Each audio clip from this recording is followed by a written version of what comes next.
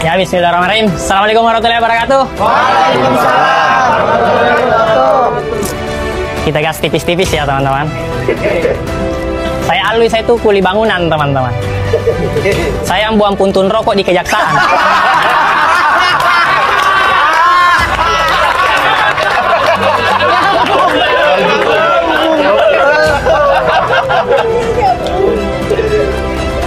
Saya itu jadi kuli karena di keluarga saya kuli bangunannya sudah jadi dinasti.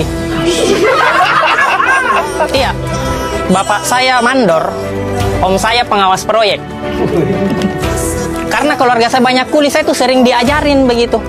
Alwi, pokoknya bapak tidak mau kau jadi kuli. Pokoknya kau harus potong generasi kuli di keluarga kita. Bapak saya bilang begitu, saya di samping masang ubin.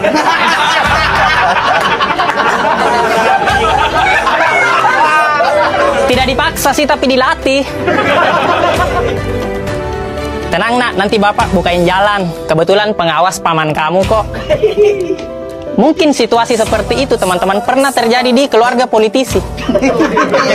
Mungkin ya, mungkin ada bapak-bapak bilang sama anaknya, nah pokoknya bapak tidak mau kau jadi politisi.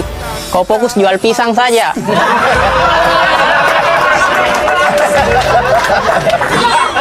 Pokoknya kau harus potong generasi politik di keluarga kita. Bapaknya bilang begitu, anaknya di samping jadi cawapres. Tenang nak, nanti bapak bukain jalan. Kebetulan pengawas paman kamu kok. Mungkin ya. Cawapres Uganda. Bicara masalah kasus teman-teman, ada banyak banget kasus di sosmed itu saling hujat cuma karena berbeda pandangan politik. Ya maksud saya orang yang merasa dirinya pintar berpolitik, kenapa tidak ambil contoh ke kuli deh? Kuli bangunan kalau kerja baju partainya beda-beda, tapi akur bikin rumah loh. Iya kan? Iya kan? Iya. Benar. Karena kalau kuli bangunan bekerja berdasarkan visi misi baju partai yang dia pakai, kacau. Iya.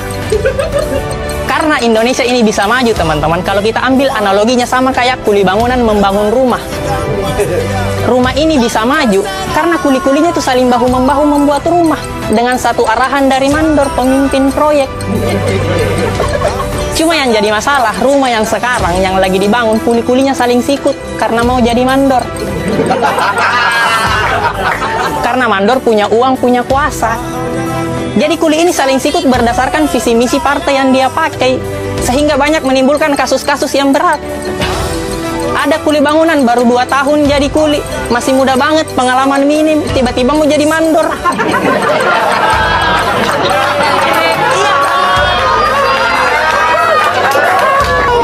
Maksud saya kerja dulu kuli, belajar dulu masang ubin. Jangan tiba-tiba ganti baju partai. Padahal pengawas proyek sudah bikin peraturan loh. Kuli bangunan baru boleh pulang kerja jam 5. Terserah kamu kemana. Bantuin kuli yang lain, ke CFD bagi-bagi susu, terserah. Tapi jam 5 sudah ada putusannya. Dia pulang jam 3. Ngelanggar kode etik kuli itu. Takutnya terjadi gosip antara kuli yang lain gitu. Ya enak ya dia bisa pulang jam 3. Enaklah dia kan anak mandor.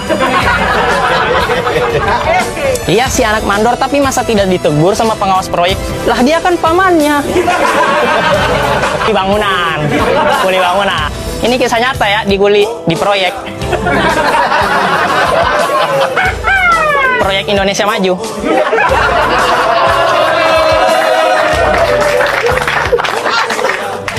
Ada lagi kasus berikutnya, kuli terlalu banyak gimmick. Rambutnya warna putih. Terlalu ngebet mau jadi mandor, tiba-tiba di proyek azan.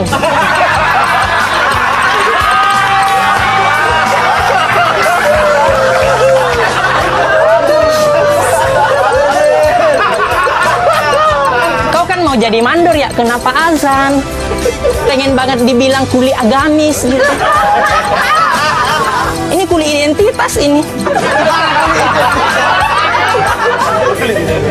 Om Ded, saya bisa tambah durasi tidak? Boleh. Ini Boleh. banyak kasusnya ini.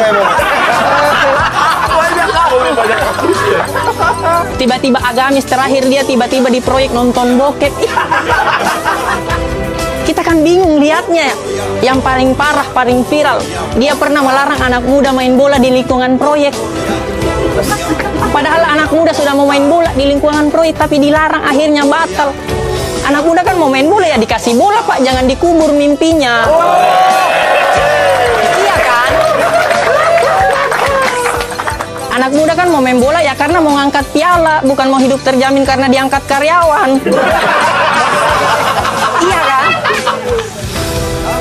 Ada lagi kuli bangunan, disuruh sama pemilik rumah ngurusin ruang tamu. Dimana kita tahu ruang tamu adalah ibu kota dari sebuah rumah karena tamu datang di situ. Tapi ruang tamunya masih banjir, banyak polusi. Kita sih tidak masalah karena kuli ya wajar, ada kekurangannya kan. Cuma yang jadi masalah di saat dia mau jadi mandor, dia tiba-tiba menjanjikan kemerdekaan bagi rumah yang lain. Kita tidak percaya.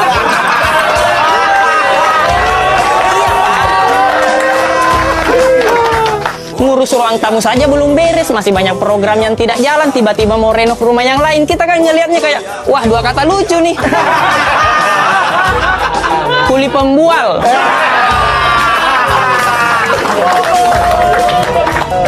Terakhir dia bukan kuli, teman-teman. Dia cuma ada di lingkungan proyek. Cuma ibu-ibu kantin.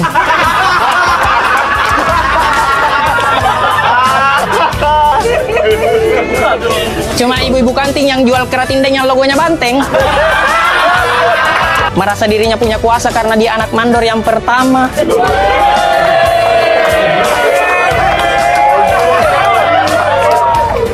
Kerjanya cuma ngecengin mandor yang sekarang. Ih, mandor yang sekarang kalau bukan kantin saya kasihan deh.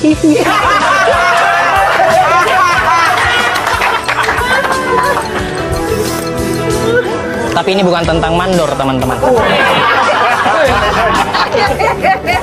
Ini tentang rumah yang ingin kita bangun.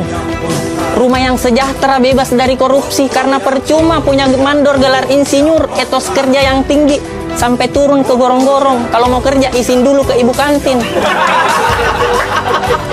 Saya malah kasihan sama mandor pertama, pencetus pembangunan proyek. Dia pernah bilang, perjuangan saya tidaklah berat karena melawan kontraktor dari luar.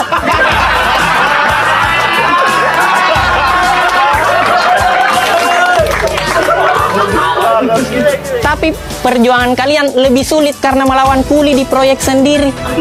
Secara tidak langsung mandor yang pertama nyindir anaknya sendiri.